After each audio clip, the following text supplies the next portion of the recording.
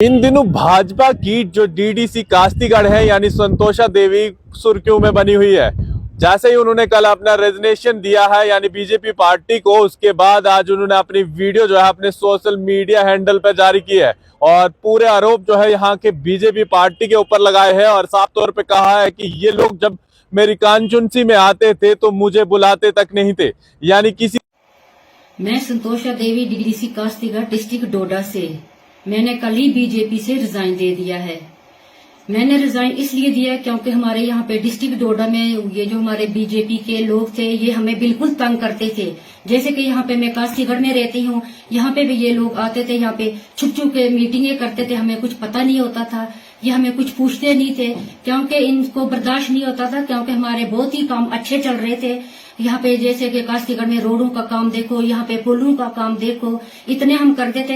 हम दिन रात मेहनत करते थे, लोगों के साथ जाते थे, उठते थे, बैठते थे। इन लोगों से बर्दाश्त नहीं हुआ, इसलिए ये हमारे साथ कोई भी कोऑपरेट नहीं करते थे, इसलिए हमें मजबूरी से रिजाइन देना पड़ा।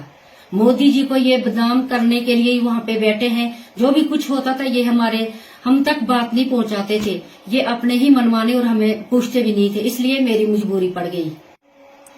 लास्ट में मैं अपनी पब्लिक को एक संदेश देना चाहती हूँ कि मैं आपके साथ थी, हूँ, रहूंगी भी। आप सिर्फ अपना आशीर्वाद। वीडियो को देखने के बाद आपके दिमाग में क्या आ रहा है, क्योंकि देखिए जब तक वो भाजपा में थी तो तब तक ठीक चल रहा था, लेकिन जैसे उन्होंने अपना रेजिग्नेशन लेटर जारी किया यानी सोशल मीडिया पर, उसके बाद उन्होंने तमाम आरोप जो है यहाँ के उन नेताओं के ऊपर लगाए।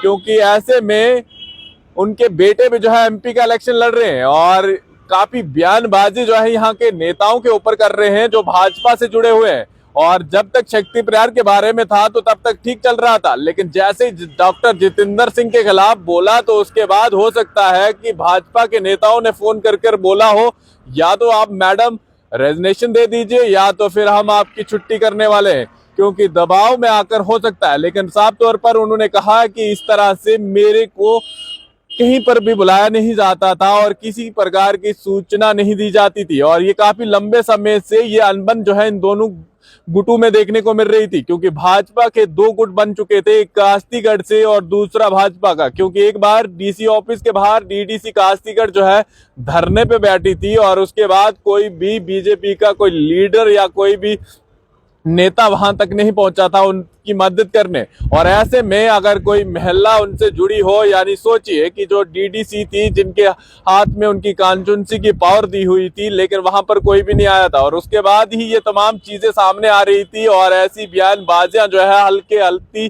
चलती रहती थी।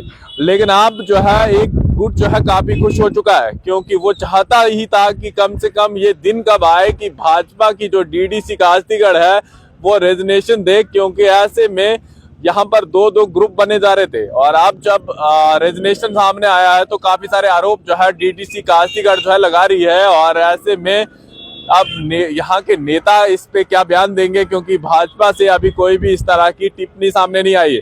अभी फिलहाल जो लेटर रेजिग्नेशन उन्होंने रविंदर रैना के लिए लिखा है, फिलहाल उन्होंने भी इस तरह की कोई पुष्टि नहीं की है और इसी तरह का शायद अभी तक उन्होंने इनका रेजिग्नेशन एक्सेप्ट भी किया है या नहीं किया है, क्योंकि वो इन दिनों अपने दौरा जो है कश्मीर में है और आने वाले समय में और ज्यादा हलचल देखने को मिल सकती है, क्योंकि लगातार इस तरह की बयानबाजी चलती रहेगी और क्योंकि इलेक्शन का बिगुल भी तो बजा हुआ है। फिलहाल अपनी राय जरूर दीजिए, क्या उन्होंने ये फैसला सही लिया है या फिर इससे पहले ले लेना चाहिए था या फिर अभी रुकना चाहिए था इसी पार्टी में। फिलहाल देखते रहे जम्मू ट्रिब्यून। मैं विकास मन्हास, डोडा।